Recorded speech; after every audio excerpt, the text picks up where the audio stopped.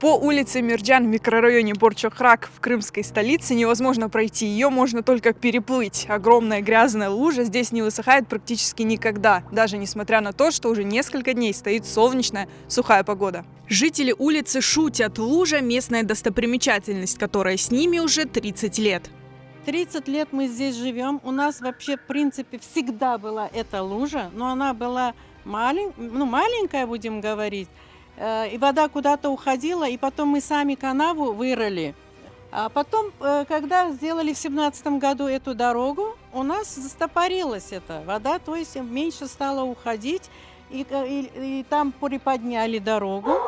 Получилось, что оттуда у нас высота выше и отсюда выше. Мы живем в самой низине, вода вся собирается. Когда сильные дожди, это что-то с чем-то. Не пройти, не проехать, не это самое, вообще невозможно.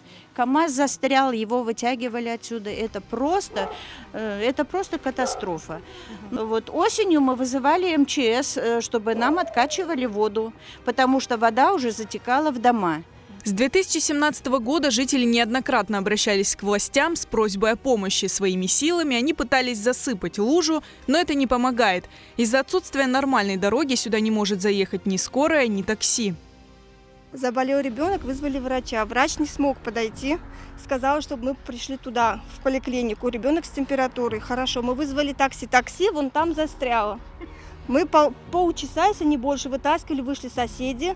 И вытаскивали это такси, толкались. Вот здесь глубина, здесь если ребенок упадет какой-нибудь маленький, он может утонуть, там больше колена глубина. У нас уже была такая мысль облагородить это место, сделать озером и пустить лебедей, сделать для рыбалки какие-то там домики по краям, чтобы люди отдыхали. Но это все, конечно, мы смеемся, но с другой стороны, это у нас большая беда.